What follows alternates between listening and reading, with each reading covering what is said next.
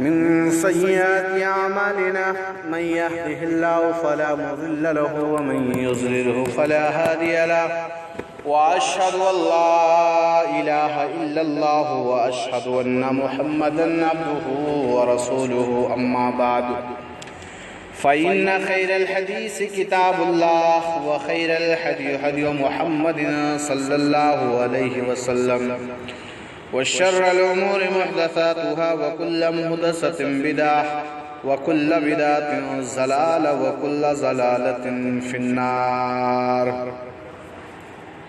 أعوذ بالله من السميع العليم من الشيطان الرجيم. بسم الله الرحمن الرحيم. يا أيها الذين آمنوا اتقوا الله حق تقاته ولا تموتن إلا وأنتم مسلمون. يا أيها الناس اتقوا ربكم الذي خلقكم من نفس واحدة وخلق منها زوجها وبث منهما رجالا كثيرا ونساء واتقوا الله الذي تساءلون به والأرحام إن الله كان عليكم رقيبا. يا أيها الذين آمنوا اتقوا الله وقولوا قولا سديدا يصلح لكم أعمالكم ويغفر لكم ذنوبكم ومن يطع الله ورسوله فقد فاز فوزا عظيما. وقال الله تبارك وتعالى في موضع آخر وما محمد إلا رسول قد خلت من قبله الرسل أفإن مات أو قتل انقلبتم على أعقابكم. تمام قسم کی تعریف کبریائی و بڑائی بزرگی اللہ رب العالمین کے لیے ہے جو ہمارا خالق و مالک ہے، جس نے ہمیں پیدا کیا، اشرف المخلوقات بنایا اور اپنے آخری نبی حضرت محمد صلی اللہ علیہ وسلم کی امتی بننے کا شرف بخشا. محترم حضرات، اللہ رب العالمین نے اس دنیا میں جہاں بہت ساری چیزوں کو پیدا کیا، وہیں پر اللہ رب العالمین نے موت اور زندگی کو بھی پیدا کیا. موت اور زندگی بھی اللہ تبارک و تعالیٰ کی مخلوق ہے، اور جہاں تمام چیزوں کو موت آئے گی وہی اللہ رب العالمین کی اس مخلوق موت کو بھی موت آئے گی. آج میں اپنی تقریر کی شروعات اماں عائشہ صدیقہ رضی اللہ تعالی عنہ کی اس خواب سے کرنا چاہتا ہوں جس کو امام احمد بن حنبل نے اپنی مسند میں نقل کیا ہے اور علامہ البانی اس کو صحیح قرار دیتے ہیں. اماں عائشہ صدیقہ رضی اللہ تعالی عنہ کا نکاح جب اللہ کے رسول صلی اللہ علیہ وسلم سے ہوا تو اس وقت ان کی عمر 6 سال کی تھی، اور جب رخصتی ہوئی تو 9 سال کی عمر میں. چنانچہ 9 سال کی جب اماں عائشہ ہوتی ہیں اور جب ان کی رخصتی ہوتی ہے اور رخصت ہو کر اللہ کے رسول صلی اللہ علیہ وسلم کے گھر آتی ہیں تو اللہ کے نبی صلی اللہ علیہ وسلم کے گھر پہنچتی ہیں. ابھی چھوٹی تھیں، معمولاً عشاء کے بعد ان کو نیند آ جاتی تھی. چنانچہ اماں عائشہ فرماتی ہیں کہ جب میں اللہ کے رسول صلی اللہ علیہ وسلم کے گھر پہنچی تو ادھر بھی مجھے نیند آ گئی اور میں سو گئی. اماں عائشہ فرماتی ہیں کہ جب میں بالکل گہری نیند کی حالت میں تھی، اس وقت جب کہ انسان کو جھنجھوڑا جائے تب بھی وہ نہیں اٹھتا، میں ایسی پختہ نیند کی حالت میں تھی کہ میں نے خواب میں آسمان پہ 3 چاند کو چمکتے ہوئے دیکھا۔ ان میں جو پہلا چاند تھا جس کی روشنی بہت زیادہ تھی اور جس کی روشنی میرے حجرے تک آ رہے تھے، وہ پہلا چاند جو اپنی روشنی سے پوری دنیا کو منور کیے ہوئے تھا، میں کیا دیکھتی ہوں کہ اچانک وہ چاند ٹوٹا اور ٹوٹ کر میرے حجرے میں گرا۔ میری نگاہ جب آسمان سے حجرے میں آئی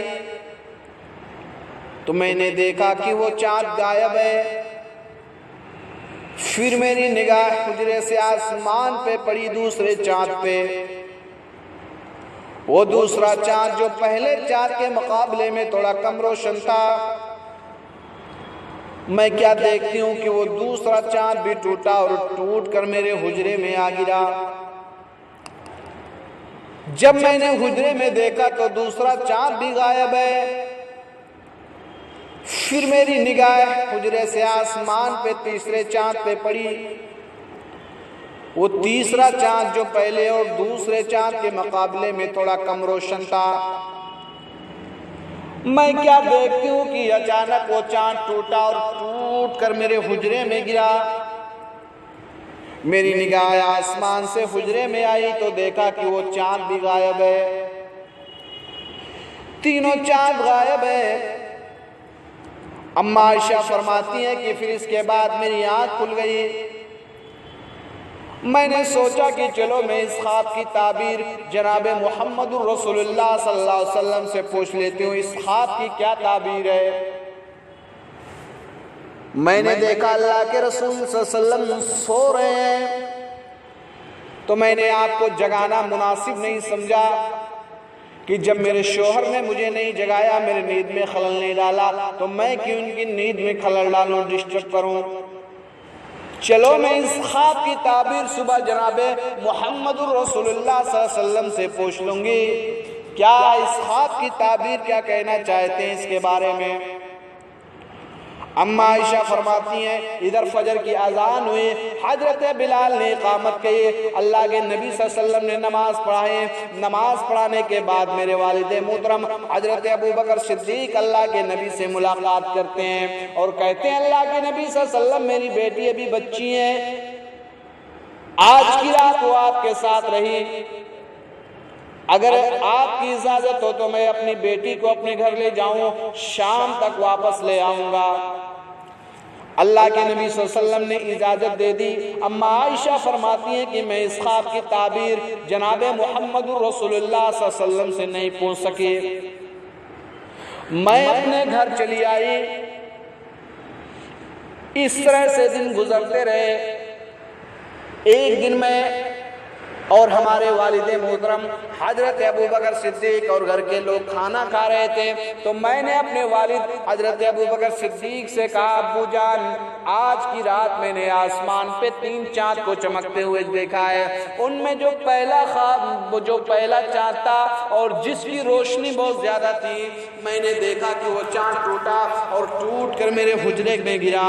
جب میری نگاہ آسمان سے حجرے میں آئی تو دیکھا وہ چاند غائب ہے۔ پھر میری نگاہ حجرے سے آسمان پہ دوسرے چاند پہ پڑی، وہ دوسرا چاند بھی ٹوٹا اور ٹوٹ کر میرے حجرے میں گرا۔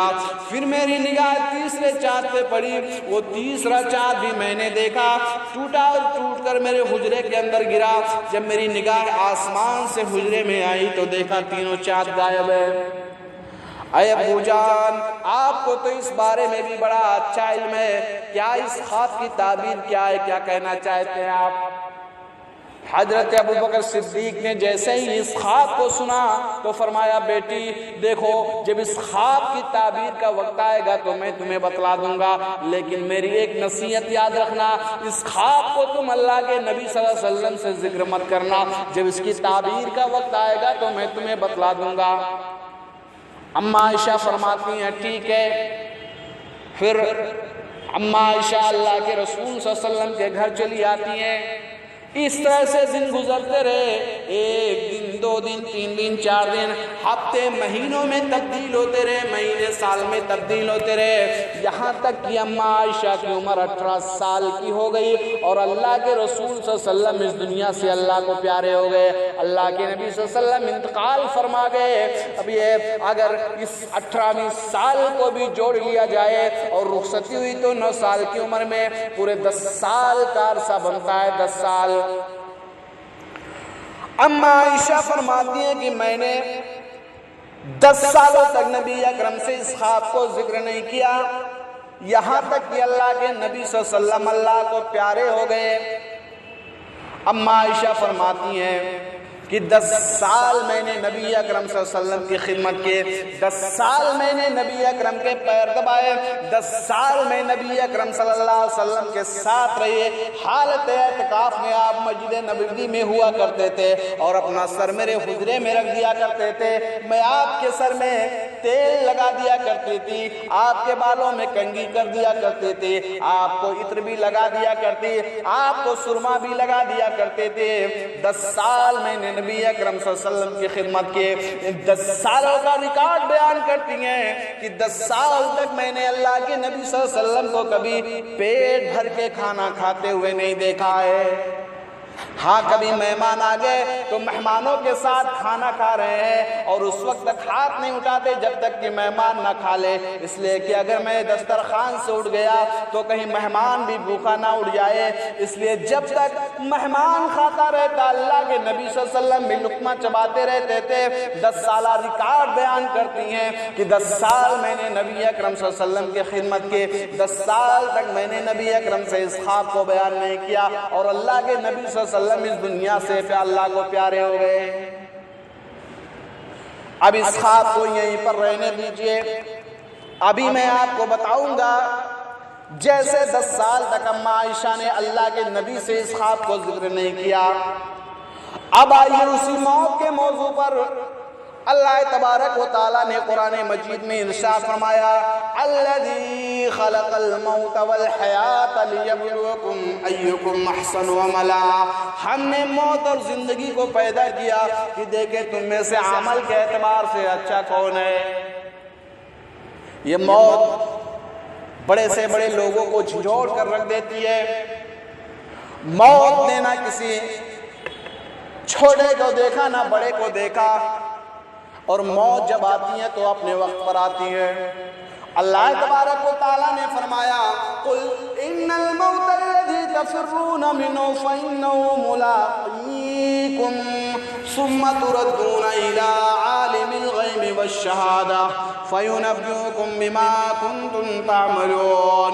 آپ کہہ دیجئے جس موت سے تم بھاگ رہے ہو، جس موت سے تم بھاگ رہے ہو وہ موت تم سے ملاقات کر کے رہے گی، تم سے ملاقات کر کے رہے گی۔ ملاقات کب ہوتا ہے؟ جب آمنا سامنا ہو، آپ ہم سے ملے ہم آپ سے ملے، اس کو ملاقات کہتے ہیں۔ آپ یہ کہہ سکتے ہیں کہ ہمارا سلام پہنچا دینا، لیکن اس کو ملاقات نہیں کہتے ہیں۔ اللہ تعالیٰ نے فرمایا فَإِنَّهُ مُلَاقِيكُمْ، وہ تم سے ملاقات کر کے رہے گی۔ اَيْنَمَا تَكُونُ يُدْرِكُمُ الْمَوْتُ وَلَوْ كُنْتُمْ فِي بُرُوجٍ مُشَيَّدَةٍ۔ اللہ تبارک و تعالیٰ نے فرمایا تم جہاں کہیں بھی چلے جاؤ، اگرچہ تم مضبوط قلعوں میں بند ہو جاؤ، تاج محل کی کوٹھریوں میں چلے جاؤ، بڑے بڑے پہاڑوں کی چٹانوں میں چلے جاؤ، شیشے کے بڑے بڑے گھروں میں چلے جاؤ، مضبوط قلعوں میں کیوں نہ بند ہو جاؤ، تم موت سے کہیں بھی بھاگتے رہو، موت تم سے ملاقات کر کے رہے گی۔ اگر تم موت سے بھاگو کہ چلو یہاں سے پاکستان چلے جائیں، پاکستان میں موت نہیں آئے گی، تو پاکستان کی سرزمین کہے گی کیا تم نے ضیاء الحق کے چیتلے اٹھتے ہوئے نہیں دیکھا؟ پاکستان سے بھاگو سعودیہ کی سرزمین پہ چلے جاؤ کہ یہاں اللہ تبارک و تعالیٰ کی رحمتیں نازل ہوتی ہیں، سعودیہ کی سرزمین کہے گی کیا تم نے شاہ فیصل اور عبداللہ عبدالعزیز کو موت کے منہ میں موت کے گاڑ اترتے ہوئے نہیں دیکھا؟ سعودیہ سے بھاگو، چلو ایران کی سرزمین پہ چلے جاؤ، تو ایران کی سرزمین کہے گی کیا تم نے تخت و تاج کے مالک صدام کو پھانسی کے تختے پہ لٹکتے ہوئے نہیں دیکھا؟ چلو وہاں سے بھاگو مدینہ کی سرزمین پہ چلے جاؤ، تو مدینہ کی سرزمین کہے گی کہ اگر مجھے وفائے ہی کرنی ہوتی تو میں جناب محمد رسول اللہ صلی اللہ علیہ وسلم کے ساتھ کرتے۔ اینما تکون یدرککم الموت ولو کنتم فی بروج مشیدہ، موت سے تم جہاں کہیں بھی بھاگتے رہو، موت تم سے ملاقات کر کے رہے گی، موت تمہارے ٹیٹوے پہ سوار ہو کے رہے گی، تم بھاگ نہیں سکتے ہو۔ جناب محمد رسول اللہ صلی اللہ علیہ وسلم پر بھی دھیرے دھیرے موت کے آثار ظاہر ہو رہے ہیں۔ ہر سال اللہ کے نبی صلی اللہ علیہ وسلم رمضان المبارک کے مہینے میں ایک بار قرآن کا دور کرتے تھے، حضرت جبریل آپ کو ایک بار قرآن کا دور کراتے تھے، لیکن اس آخری سال حضرت جبریل علیہ السلام نے 2 بار قرآن کا دور کرایا۔ صحابہ کی نظریں دیکھ رہی ہیں، اللہ کے نبی سمجھ نہیں پا رہے ہیں کہ کیوں 2 بار قرآن کا دور کرایا جا رہا ہے۔ خطبہ حجۃ الوداع کے موقع پر اللہ کے نبی صلی اللہ علیہ وسلم فرماتے ہیں، اے لوگو، ہو سکتا ہے کہ آئندہ سال میں تمہارے سامنے حاضر نہ ہو سکوں۔ یہ اشارہ ہے اس بات کی طرف کہ آپ بھی اللہ کو پیارے ہونے والے ہیں۔ ہر سال اللہ کے نبی صلی اللہ علیہ وسلم رمضان المبارک کے مہینے میں 10 دن کا اعتکاف کرتے تھے، لیکن اس آخری سال آپ نے 20 دن کا اعتکاف کیا۔ صحابہ کی نظریں دیکھ رہی ہیں لیکن سمجھ نہیں پا رہے ہیں کہ آپ 20 دن کا اعتکاف کیوں کرتے ہیں۔ 29 سفر کو اللہ کے نبی کسی کے جنازے میں تشریف لے گئے، جنت البقیع میں دفن کیا، اور دفن کرنے کے بعد اس کے لیے دعائے مغفرت کے واپس آنے لگے تو اللہ کے نبی صلی اللہ علیہ وسلم کے سر میں درد شروع ہوا۔ اللہ کے نبی کے سر میں درد شروع ہوا، آپ سر کے درد کی وجہ سے چل نہیں پا رہے ہیں، آپ کے پیر زمین پر گھسٹ رہے ہیں۔ اس حال میں صحابہ کی نظریں آپ پہ پڑتی ہے۔ حضرت فضل بن عباس اور علی بن ابی طالب آپ کو سہارا دیتے ہیں۔ اس حال میں کہ ایک ہاتھ فضل بن عباس کے کندھے پر ہے تو دوسرا ہاتھ علی بن ابی طالب کے کندھے پر ہے۔ اس حال میں اللہ کے نبی کو حجرہ عائشہ میں منتقل کیا گیا۔ یہیں سے آپ کے مرض کا آغاز شروع ہوتا ہے۔ 13 یا 14 دنوں تک اللہ کے نبی صلی اللہ علیہ وسلم جس بیماری میں مبتلا رہے، وہ بڑے اللہ کے نبی صلی اللہ علیہ وسلم بڑے اس بیماری میں مبتلا رہے۔ اللہ کے نبی صلی اللہ علیہ وسلم کے مرض کا آغاز یہیں سے شروع ہوتا ہے۔ اللہ کے نبی صلی اللہ علیہ وسلم کو حجرہ عائشہ میں منتقل کیا گیا۔ پھر 1 ہفتہ یہیں پر گزر گیا۔ آپ کی طبیعت میں ذرا سہولت ہوتی، آسانی ہوتی، آپ مسجد کے اندر تشریف لے جاتے، نماز پڑھاتے، اور نماز پڑھانے کے بعد پھر واپس گھر میں آ جاتے اور فرماتے، آج میری باری کہاں، آج میری باری کہاں۔ آپ صلی اللہ علیہ وسلم کی باری جس بیوی کے یہاں ہوتی، آپ اس کے یہاں تشریف لے جاتے، آخری وقت ہے، لیکن عدل کا پیمانہ لبریز نہیں ہونے دے رہے، عدل و انصاف کو قائم کر رہے ہیں۔ فرماتے ہیں، آج میری باری کہاں، آج میری باری کہاں۔ چنانچہ 1 ہفتہ یہیں پر گزر گیا۔ انتقال میں 6 دن بچے۔ اللہ کے نبی صلی اللہ علیہ وسلم نے پھر 1 ہفتہ پہلے فرمایا، لوگوں، مجھے آج گرمی کی بہت شدت معلوم ہو رہی ہے، مجھے نہلاؤ اور بہت نہلاؤ، اور ایک کنویں کے پانی سے نہیں بلکہ کئی کنویں کے پانی سے نہلاؤ۔ بخاری کی روایت ہے، آپ کو ایک لگن میں ایک برتن میں بٹھا دیا گیا اور صحابہ کرام نے 7 کنووں کا پانی ڈالا کہ اللہ کے نبی فرمانے لگے، بس کرو بس کرو۔ اللہ کے نبی فرماتے ہیں، بس کرو بس کرو۔ اللہ کے نبی صلی اللہ علیہ وسلم کا یہ دن بھی گزر گیا۔ اب آپ کے انتقال میں 5 دن بچتے ہیں، 5 دن، اور 5 دن پہلے پھر آپ مسجد کے اندر تشریف لے جاتے ہیں، لوگوں کو نماز پڑھاتے ہیں، اور نماز پڑھانے کے بعد جو ممبر تھا اس ممبر پہ بیٹھ جاتے ہیں اور لوگوں سے فرماتے ہیں، لعنت اللہ علی الیہود والنصاری اتخذوا قبور انبیائہم مساجدا۔ اللہ کی لعنت ہو یہود و نصارہ پر، انہوں نے اپنے اپنے نبیوں کی اور ولیوں کی قبروں کو سجدہ گاہ بنا لیا ہے۔ اللہ کے نبی صلی اللہ علیہ وسلم نے پھر اللہ تبارک و تعالیٰ سے دعا کی، اللہم لا تجعل قبری وثنا یعبد، الہ العالمین، میری قبر کو مرنے کے بعد چومنے چاٹنے کی جگہ مت بنا دینا، بت خانہ مت بنا دینا جس کی عبادت کی جانے لگے، وثنا یعبد، عبادت کرنے کی جگہ نہ بنا دینا۔ اللہ کے نبی صلی اللہ علیہ وسلم اللہ سے یہ دعا کرتے ہیں۔ پھر آپ اپنے آپ کو قصاص کے لیے پیش کرتے ہیں، لوگوں اگر میں نے کسی کو مارا ہو، کسی پر ظلم کیا ہو، تو محمد رسول اللہ کی یہ پیٹھ حاضر ہے، وہ آئے اور اپنا بدلہ لے لے۔ محمد رسول اللہ کی یہ پیٹھ حاضر ہے، وہ آئے اپنا بدلہ لے لے۔ اللہ کے نبی صلی اللہ علیہ وسلم پھر حجرے میں تشریف لے جاتے ہیں اور فرماتے ہیں آج میری باری کہاں، آج میری باری کہاں۔ ساری بیویوں نے صلاح کے اللہ کے نبی صلی اللہ علیہ وسلم کی تکلیف بہت زیادہ بڑھ گئی ہے، آج اس بیوی کے یہاں کل اس بیوی کے یہاں آنے جانے میں بڑی تکلیف ہوتی ہے، بڑی پریشانی ہوتی ہے۔ ساری بیویوں نے آپس میں صلاح کیا کہ کیوں نہ ایسا کریں، ہم اللہ کے نبی کو اجازت دے دے۔ اللہ کے نبی صلی اللہ علیہ وسلم آپ کو آج یہاں کل وہاں آنے جانے میں تکلیف ہوتی ہے، پریشانی ہوتی ہے، اس لیے آپ ہر بیوی کے یہاں نہ جا کر آپ کسی ایک بیوی کے حجرے کو پسند کر لیں۔ اب آپ کی نگاہیں دیکھ رہی تھی کہ میں کس بیوی کے حجرے کو پسند کروں، کون سی بیوی میری زندگی کے آخری لمحات کو میری امت کے سامنے پیش کر سکے گی۔ اب بھی آپ کی نگاہیں گئی تو اللہ کے نبی صلی اللہ علیہ وسلم کی نگاہیں اپنی بیویوں میں سے حضرت عائشہ صدیقہ رضی اللہ تعالیٰ عنہ پر گئے، اس لیے کہ وہاں سے مسجد نبوی قریب تھا، نماز پڑھنے میں بھی آسانی رہے گی، آنے جانے میں بھی آسانی رہے گی۔ اللہ کے نبی صلی اللہ علیہ وسلم حجرے میں تشریف لے جاتے ہیں اور پھر یہ دن بھی گزر گیا، انتقال میں 4 دن بچے، 4 دن آپ صلی اللہ علیہ وسلم مسجد کے اندر تشریف لے جاتے ہیں، لوگوں کو نماز پڑھاتے ہیں، اور نماز پڑھانے کے بعد اللہ کے نبی صلی اللہ علیہ وسلم جو ممبر تھا اس ممبر پہ بیٹھ جاتے ہیں اور آپ فرماتے ہیں لوگوں ترکت فیکم امرین لن تضلوا ما تمسکتم بہما کتاب اللہ و سنت۔ لوگوں میں تمہارے درمیان 2 چیزیں چھوڑ کے جا رہا ہوں، جب تک تم ان دونوں کو مضبوطی سے پکڑے رہو گے، ان دونوں پر عمل کرتے رہو گے، تم کبھی بھی گمراہ نہیں ہو سکتے، تم کبھی بھی سیدھے راستے سے بھٹک نہیں سکتے، تمہیں کبھی کوئی ذلیل و رسوا نہیں کر سکے گا۔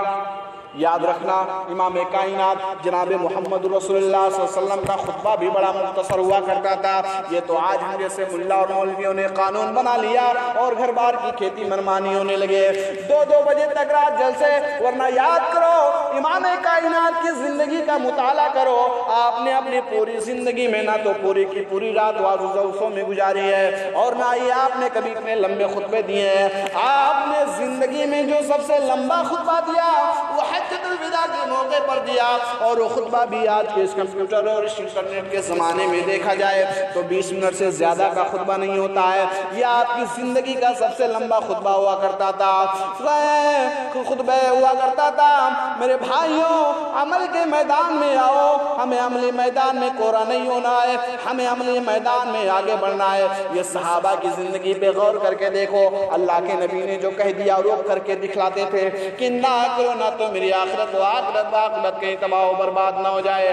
اللہ کے نبی جو نصیحت کرتے تھے صحابہ اس پر عمل کرتے تھے، اور آپ نے اس حدیث کو بھی سنا ہوگا جس کو امام مسلم کتاب الایمان کے اندر نقل کرتے ہیں۔ ابو سعید خدری اس حدیث کے راوی ہیں، فرماتے ہیں اللہ کے نبی صلی اللہ علیہ وسلم نے عید یا بقرہ عید کے دن نماز پڑھائی، مردوں کو خطبہ دیا، لاؤڈ اسپیکر کا زمانہ نہیں تھا یا آپ کی آواز اتنی تیز نہیں تھی کہ مردوں کے ساتھ ساتھ عورتوں کو بھی پہنچ سکے، آپ نے پردے کی اور سے ان عورتوں کو خطبہ دیا، فرمایا یا معاشر النساء تصدقنا، اے عورتوں کی جماعت تم سب زیادہ سے زیادہ صدقہ اور خیرات کیا کرو، فإنی أُرِيتُكُنَّ أَكْثَرَ أَهْلِ النَّارِ، اس لیے کہ جب مجھے جہنم دکھلائی گئی تو میں نے جہنم میں مردوں سے زیادہ عورتوں کی تعداد کو دیکھا۔ وَقُلْنَا وَبِمَا يَا رسول اللہ، اے اللہ کے نبی آگے آپ کیا بتائیں گے ہمیں نہیں معلوم، پہلے آپ اتنا ہی بتائیے وہ کیا وجہ تھی، کیا سبب تھا جس کی وجہ سے آپ نے جہنم میں مردوں سے زیادہ عورتوں کی تعداد کو دیکھا؟ فرمایا تکثرن اللعن وتکفرن العشیر، 2 وجہ جس کی وجہ سے تم جہنم میں گئی ہو، شوہروں کی نافرمانی کرتی ہو، لعن طعن کرتی ہو، جس کی یہ 2 وجہ جس کی وجہ سے تم جہنم میں گئی ہو۔ غور کیجئے کتنا وقت لگا، آدھا گھنٹہ، 15 منٹ؟ نہیں، اس رسم کو بدلو۔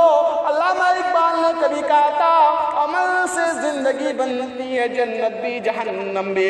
یہ خاکی اپنی فطرت میں نہ نوری ہے نہ ناری ہے۔ ہمیں عملی میدان میں کوڑا نہیں ہونا ہے، ہمیں عملی میدان میں آگے بڑھنا ہے۔ اللہ کے نبی خطبہ دیتے ہیں ترکت فیکم امرین لن تضلوا ما تمسکتم بہما کتاب اللہ و سنت۔ اے لوگو میں تمہارے درمیان دو چیزیں چھوڑ کے جا رہا ہوں، جب تک تم ان دونوں کو مضبوطی سے پکڑے رہو گے، جب تک تم ان دونوں پر عمل کرتے رہو گے، تم کبھی بھی گمراہ نہیں ہو سکتے، تم کبھی بھی سیدھے راستے سے بھٹک نہیں سکتے۔ یہ دن بھی گزر گیا، عشاء کی نماز کا وقت ہوا، اللہ کے نبی صلی اللہ علیہ وسلم نے فرمایا پانی لاؤ، وضو کیا، بے ہوش ہو گئے، چلنے کی طاقت نہیں رہی۔ صحابہ اکرام مسجد نبوی میں آپ کا انتظار کر رہے ہیں۔ ہوش آیا عائشہ کیا حال ہے لوگوں کا، لوگوں نے نماز پڑھ لی کہ نہیں؟ اما عائشہ فرماتی ہیں کہ ابھی لوگوں نے نماز نہیں پڑھی ہے، وہ آپ کا انتظار کر رہے ہیں۔ جیسے شمع جلتی ہے اور پروانے آ جاتے ہیں، شمع تو آپ ہیں، پروانے آپ کے بغیر کیسے رہ جائیں؟ اے اللہ کے رسول صلی اللہ علیہ وسلم ابھی لوگوں نے نماز نہیں پڑھی ہے۔ اللہ کے نبی صلی اللہ علیہ وسلم فرماتے ہیں پھر پانی لاؤ، وضو کیا، بے ہوش ہو گئے۔ عائشہ جب ہوش آیا فرماتے ہیں عائشہ مجھ میں اٹھنے کی طاقت نہیں رہی، تو پھر عشاء کی نماز کون پڑھائے گا؟ اللہ کے نبی صلی اللہ علیہ وسلم فرماتے ہیں مروا ابا بکر فلیصلی بالناس، ابو بکر کو کہو کہ وہ لوگوں کو نماز پڑھائیں۔ اما عائشہ فرماتی ہیں نہیں نہیں، میرے باپ کا دل بڑا کمزور ہے، وہ آپ کی زندگی میں آپ کے مصلی پہ کھڑے نہیں ہو سکیں گے۔ حضرت عمر فاروق کو کہہ دو بڑے بہادر ہے۔ اللہ کے نبی فرماتے ہیں اللہ نے منع کر دیا اور اس کا رسول بھی منع کر رہا ہے، میری زندگی میں میرے ہوتے ہوئے میرے مصلی پہ میرے ابو بکر کے علاوہ کوئی کھڑا نہیں ہوگا۔ مروا ابا بکر فلیصلی بالناس، ابو بکر کو کہو کہ وہ لوگوں کو نماز پڑھائے۔ امام کائنات کا وارث حضرت ابو بکر صدیق مصلی امامت پہ ہیں، لوگوں کو نماز پڑھا رہے ہیں۔ اللہ کے نبی نے حجرے سے پردہ ہٹایا، چہرے پہ مسکراہٹ ہے، حضرت ابو بکر لوگوں کو نماز پڑھا رہے ہیں۔ یہ دن بھی گزر گیا، اب آپ کے انتقال میں 2 دن بچے، 2 دن۔ اللہ کے نبی اپنے انتقال سے 2 دن پہلے طبیعت میں ذرا سہولت ہوئی، آسانی ہوئی، مسجد کے اندر تشریف لے گئے۔ صحابہ اکرام تو اتنے فتنے میں پڑ گئے کہ قریب تاکہ وہ نماز کی نیتیں توڑ دے اور کہیں آپ سے آپ کا حال خیریت معلوم نہ کرنے لگے۔ اللہ کے نبی صلی اللہ علیہ وسلم نے اشارے سے فرمایا نماز پوری کر لو، نماز پوری کر لو۔ یہ دن بھی گزر گیا، اب آپ کے انتقال میں صرف 1 دن بچے۔ 1 دن آپ صلی اللہ علیہ وسلم نے اپنے انتقال سے 1 دن پہلے اپنے وہ سارے ہتھیار اٹھائے جو جس سے جنگ وغیرہ کے اندر لڑا جاتا تھا، صحابہ میں دے دیے، لوگوں تم اسے لے لو اور میں اسے لے کر کیا کروں گا؟ آپ نے وہ تیر دے دیے، تلوار دے دیے۔ ایک صحابی بیچ میں بول پڑے اے اللہ کے رسول صلی اللہ علیہ وسلم آپ کو تو ایک زرہ بھی ملی تھی، وہ زرہ کہاں ہے؟ اللہ کے نبی کی آنکھوں میں آنسو آ گئے اور آپ نے اپنی نمدیدہ نگاہوں سے فرمایا تم نے بالکل ٹھیک کہا، مجھے وہ زرہ بھی ملی تھی، لیکن اس دن میرے گھر میں فاقے ہو رہے تھے اور میں اپنی بھوک برداشت کر سکتا ہوں، لوگوں کو بھوکا مرتا ہوا کیسے دیکھ سکتا؟ لوگوں میں نے وہ زرہ ایک یہودی کے یہاں کوئی 30 سا 75 کلو جو کے برابر گروی رکھ دیا تھا اور آج تک میرے پاس 30 سا 75 کلو جو کا انتظام نہ ہو سکا۔ اگر تمہارے پاس تم میں سے کسی کے پاس ہو جائے تو وہ لے لینا۔ ہم نے بڑے بڑے ملکوں کی تاریخیں پڑھی ہے، ملک بھی دیکھے، نیپال کو دیکھ لیجئے بڑا غریب ملک ہے، افغانستان کو دیکھ لیجئے، بنگلہ دیش کو دیکھ لیجئے، ہاں ملک تو غریب ہوئے ہیں، ملکوں پر دوسرے ملکوں کا قرضہ تو چلا ہے، اسٹیٹ قرض دار تو ہوئے ہیں، لیکن آپ کسی بھی ملک کے حکمراں کو دیکھو گے کہ وہ غریب نہیں ہے۔ اگر ایسا حکمراں دیکھنا ہے تو صرف جناب محمد رسول اللہ صلی اللہ علیہ وسلم کو دیکھو، جس نے مدینہ کو کبھی قرضدار نہیں ہونے دیا، خود اس کے لیے قرضدار ہو گئے۔ ایک یہودی نے تو آپ کے گلے میں رسی ڈال دی اور کہا ہے محمد ہمارا قرض دو، نہیں دو گے تو ہم تمہیں اٹھنے نہیں دیں گے۔ یہ مثال تاریخ میں حکمرانوں کی صرف جناب محمد رسول اللہ صلی اللہ علیہ وسلم کی ملے گی۔ اس کے کارٹون بناتے ہو، اس کے خاکے نہیں بنا، اس کے خاکے بناتے ہو، تمہیں شرم نہیں آتی ہے؟ جناب محمد رسول اللہ صلی اللہ علیہ وسلم نے کبھی مدینہ کو کبھی قرضدار نہیں ہونے دیا۔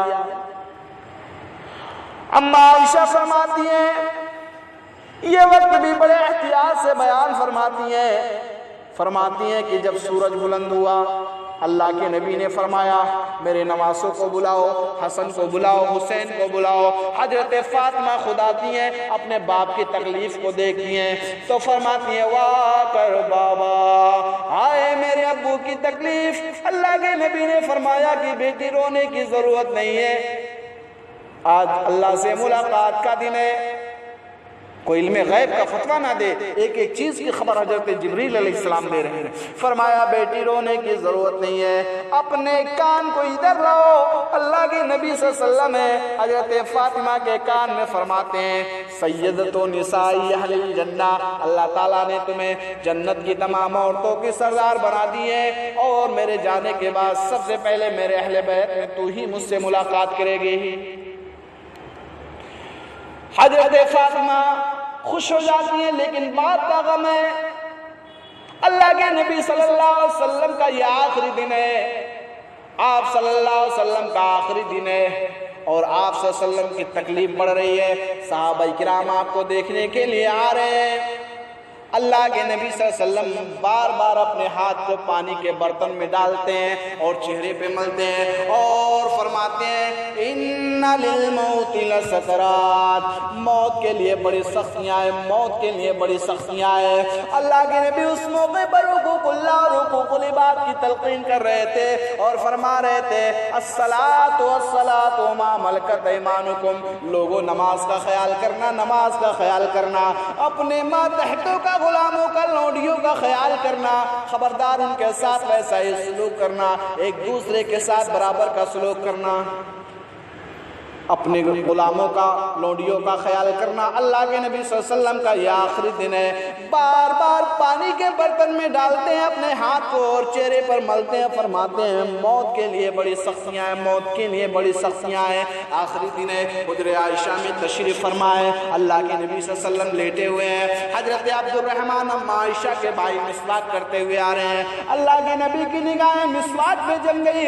اما عائشہ نے فرمایا کیا آپ لیں گے؟ اللہ کے نبی نے سر سے اشارہ کیا، اما عائشہ نے وہ مسواک لے لیا اور اللہ کے نبی کو دیا۔ اللہ کے نبی کے دانتوں میں کڑی محسوس ہوئے، کیونکہ اب دانتوں میں وہ طاقت نہیں رہی۔ اما عائشہ نے فرمایا کہ یہ سخت ہے، اللہ کے نبی نے سر سے اشارہ کیا۔ اما عائشہ نے فرمایا کیا میں اسے نرم کر دوں؟ اللہ کے نبی نے فرمایا ہاں۔ اما عائشہ نے وہ مسواک لے کر اللہ کے نبی کو دے دیا، اپنے دانتوں سے نرم کر دیا۔ پھر اچانک کیا دیکھتی ہیں کہ اللہ کے نبی کی نگاہیں آسمان کی طرف اڑ گئی، آپ کے ہاتھ کھل گئے اور آپ صلی اللہ علیہ وسلم فرمانے لگے اللہم بالرفیق الاعلیٰ، اللہم بالرفیق الاعلیٰ، اے اللہ مجھے اپنے نیک اور سودا و صالحین میں شمار کر لے۔ اللہ کے نبی صلی اللہ علیہ وسلم فرماتے ہیں اور اس کے بعد آپ کی روح قبض سے انس سے پرواز کر جاتی ہے، آپ اللہ کو پیارے ہو جاتے ہیں، آپ کا انتقال ہو جاتا ہے، آپ اس دنیا سے چلے جاتے ہیں، آپ کو موت نے پکڑ لیا۔ یہ خبر پھیل گئی جنگل میں آگ کی طرح، کسی کے ہوش و آواز قابو میں نہیں ہے۔ حضرت فاطمہ آتی ہیں، فرماتی ہیں وا کر بابا یا ابتاہ من اجاب ربندا، یا ابتاہ الی جبریل لنا، یا ابتاہ من جنت الفردوس ماوا۔ ہائے میرے ابو کی تکلیف، آپ کو آپ کے رب نے بلایا اور آپ چلے گئے، میں ابھی جبریل امین کو بلاتی ہوں اور آپ کے انتقال کی خبر دیتی ہوں کہ آج کے بعد وحی نہ لانا۔ اب وحی کس طرح لاؤ گے جب وہ اس دنیا کے اندر ہی نہیں رہے؟ حضرت عمر فاروق نے تو تلوار نکال لی، جس نے یہ کہہ دیا اللہ کے نبی کا انتقال ہو گیا ہم اس کی گردن مار دیں گے، کسی کے ہوش و حواس قابو میں نہیں ہے۔ حضرت انس فرماتے ہیں کہ جس دن اللہ کے نبی صلی اللہ علیہ وسلم مدینہ منورہ میں تشریف لائے اس سے زیادہ خوشی کا دن ہم نے کبھی نہیں دیکھا، اور جس دن آپ کا انتقال ہوا اس سے زیادہ غمناک دن بھی ہم نے کبھی نہیں دیکھا۔ خوشی کا تو یہ عالم تھا کہ چھوٹی چھوٹی بچیاں یہ شعر پڑھ رہے تھے، طلع البدر علینا من ثنیات الوداع وجب الشکر علینا ما دعا للہ داع۔ اللہ کا شکر ہے کہ آج مدینہ طیبہ میں چاند آسمان سے طلوع نہیں ہوا بلکہ مکہ کی طرف سے آنے والے ان پہاڑیوں کے درمیان سے طلوع ہوا ہے۔ ہم اس بات پر اللہ کا جتنا بھی شکر ادا کریں کم ہے، بلکہ اگر قیامت تک اللہ کا شکر ادا کریں تو اللہ کا شکر ادا نہیں ہوتا ہے۔ انہی بچیوں کے منہ سے غلط جملہ نکل گیا، ایک شرکیہ جملہ نکل گیا، وَنَبِيٌّ يَعْلَمُ مَا فِي غَدٍ۔ آج ہم میں ایک ایسے نبی، ایک ایسے رسول تشریف لائے ہیں جو کل کی بھی بات کو جانتے ہیں، تو آپ نے ان بچیوں کو منع کر دیا۔ صحابہ کرام آپ کو دفنانے کی، غسل دینے کی تیاری کرنے لگے کہ اللہ کے نبی کو غسل کیسے دیا جائے۔ کہا گیا نبیوں کو ویسے ہی غسل دے دیا جائے، ان کے کپڑے نہیں اتارے جاتے، چنانچہ اللہ کے نبی کو کپڑے پہنائے غسل دے دیا گیا۔ پھر دفن کرنے کی تیاری ہونے لگی کہ اللہ کے نبی کو دفن کہاں کیا جائے۔ انصاریوں نے کہا ہم اپنے محلے میں لے جائیں گے، مہاجرین نے کہا ہم اپنے یہاں لے جائیں گے۔ چنانچہ بہرحال خواب میں نظر آیا کہ نبیوں کو وہی دفن کیا جاتا ہے جہاں ان کی روح قبض ہوتی ہے۔ چنانچہ اللہ کے نبی صلی اللہ علیہ وسلم کو اسی حجرے کے اندر دفن کر دیا گیا۔ باری باری لوگوں نے نماز جنازہ پڑھی، 10 لوگوں نے، پہلے مہاجرین نے، پھر انصار نے، پھر بچوں نے، اس طرح سے اللہ کے نبی کا جنازہ پڑا، اسی حجرے میں دفن کر دیا گیا۔ اما عائشہ کے والد محترم حضرت ابو بکر صدیق آتے ہیں، دیکھتے ہیں کہ اللہ کے رسول صلی اللہ علیہ وسلم، اللہ کے نبی صلی اللہ علیہ وسلم کو یہاں پہ دفن کر دیا گیا ہے، اور وہ اما عائشہ رو رہی ہیں۔ اللہ کے نبی صلی اللہ علیہ وسلم کو، اللہ کے نبی صلی اللہ علیہ وسلم اللہ کو پیارے ہو گئے، اس دنیا سے چلے گئے۔ حضرت ابو بکر صدیق فرماتے ہیں بیٹی رونے کی ضرورت نہیں ہے، سب کو ایک دن اللہ کے پاس جانا ہے۔ اما عائشہ فرماتی ہیں اللہ کے نبی صلی اللہ علیہ وسلم کا انتقال ہو جاتا ہے، حضرت ابو بکر صدیق فرماتے ہیں کہ بیٹی میں تو اپنا وعدہ پورا کرنے آیا ہوں۔ اما عائشہ فرماتی ہیں کیسا وعدہ؟ حضرت ابو بکر صدیق فرماتے ہیں بیٹی یاد کرو آج سے 10 سال پہلے تم نے مجھ سے خواب کا ذکر کیا تھا، ایک خواب بیان کیا تھا، اور میں نے کہا تھا بیٹی اس خواب کو تم ذکر مت کرنا اللہ کے نبی سے، جب اس خواب کی تعبیر کا وقت آئے گا تو تمہیں بتلا دوں گا۔ بیٹی اس خواب کی تعبیر یہی جناب محمد رسول اللہ ہیں جو آسمان سے پہلا چاند ٹوٹا تھا تمہارے حجرے میں گرا تھا، اس خواب کی تعبیر یہی ہے۔ اما عائشہ صدیقہ رضی اللہ تعالیٰ عنہ فرماتی ہیں اللہ کے نبی صلی حضرت ابو بکر صدیق فرماتے ہیں بیٹی اب دو چاند اور ہے جو تو دیکھے گی اپنی زندگی میں۔ اس کے بعد حضرت ابو بکر صدیق خلیفہ ہوتے ہیں، ان کا انتقال ہو جاتا ہے، اسی حجرے میں اللہ کے نبی کے بغل میں دفن کر دیا جاتا ہے۔ بس 5 منٹ کے بعد انشاءاللہ میں اپنی بات کو ختم کرتا ہوں، وقت ہو گیا ہے لیکن 5 منٹ۔ اللہ کے نبی صلی اللہ علیہ وسلم کے بغل میں حضرت ابو بکر صدیق کو دفن کر دیا جاتا ہے۔ اب ایک جگہ تھوڑی سی باقی بچی تھی۔